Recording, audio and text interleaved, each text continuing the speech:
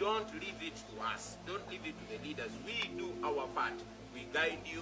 Don't wait for me. In fact, don't expect me there. Let every one of us play his part. Young people of Uganda, remember, this is your turning point. Rise up and save your future. Buli muvubuka naawe agenda okuzaala bino bye biseera eby'emaaso tobirekera nze Bobi Wine era tobirekera bakulembeze bo tobirekera ffe aba opposition wabula nga wenna gy'oli ekikukwatako eyo speech ya Bobi Wine olunaku olwo nga tannasimbula kugenda ate mu countrywide tour ey'olunaku olwo wabula nga agavaayo nago gatiisa olw'ensonga n'eno awo yandibanga enkuŋŋaana ze azandirinnyo egero okusinziira ku mawulire ge tulondobayo okuva ku nsonda ezeesiga kati nno nja kusaba video no soko jimpeleka like subscribinga gwe wenna muna nkyukakyuka oyoberenga otugatako kyabulyaza amanyi okubanga tunaba tweyungako era nga bwenjo kusabira bambi n'obuwombeefu akalimi kajje mu personalized okateke mu all kitegeza buli video ya Bobi Wine agomu kwa bagenda okusooka okubanga bagira speech ya Bobi Wine olwalero eyongera okubanga eggumiza ebadde ya busungu era bw'ati bwagamba bomala okumpala ka like mpa comment ku bigambo bye. Carry the flag, make sure we carry the message everywhere, but ultimately it's going to be you. You are the only justification to show the world that this is not a Chagulanyi matter. This is not a NUP matter. In fact, this is not an issue of opposition. So many people in the NRM hate corruption. So many people in the NRM want change. So you, the young people of Uganda, come together, tribeless, partyless, religionless, join hands and save your country. Don't reduce it to Chagulanyi or to anybody else. This is your country. We can lead, but we can't do anything without your involvement. So get involved, get your country back. If you wonder how it's done, look at the neighbors in Kenya. They did it. You can do it. You can rise up, peaceful, unarmed, non-violent, and claim back your country.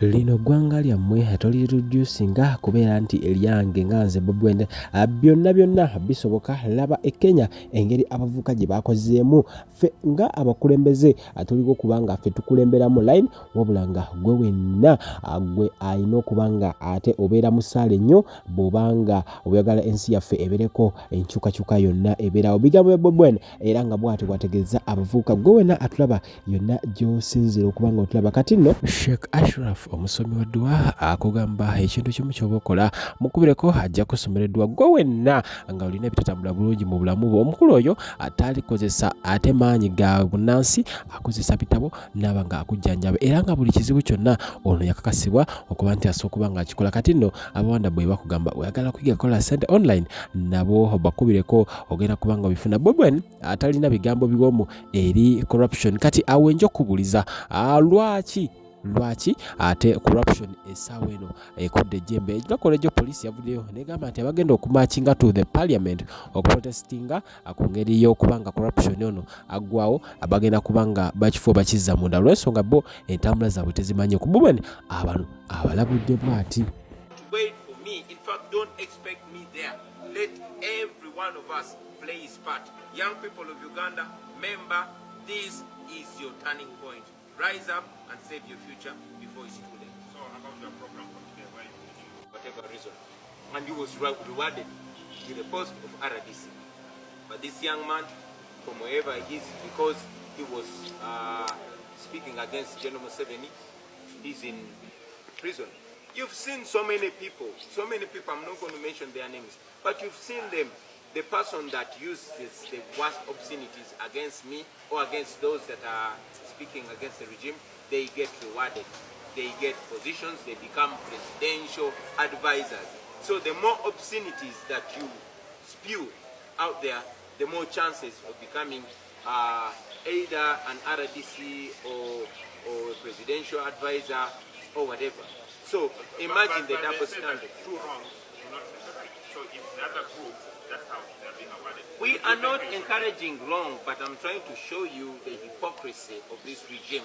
I'm trying to show you that one person does something and is rewarded with the position of RDC or presidential advisor, and another person does the exact same thing and they are sentenced to 6 years in prison. Of course, you know what that puts, what kind of image it paints for our country internationally. But again, coming back to how to use social media, we have always been clear to the young people of Uganda, encouraging them to use social media positively, but also encouraging them to be non-violent. So for somebody to non-violently provoke you with words, I think that's much better than violence. When Mu7 and his friends were our age, they did not abuse anybody. They just picked guns and killed people.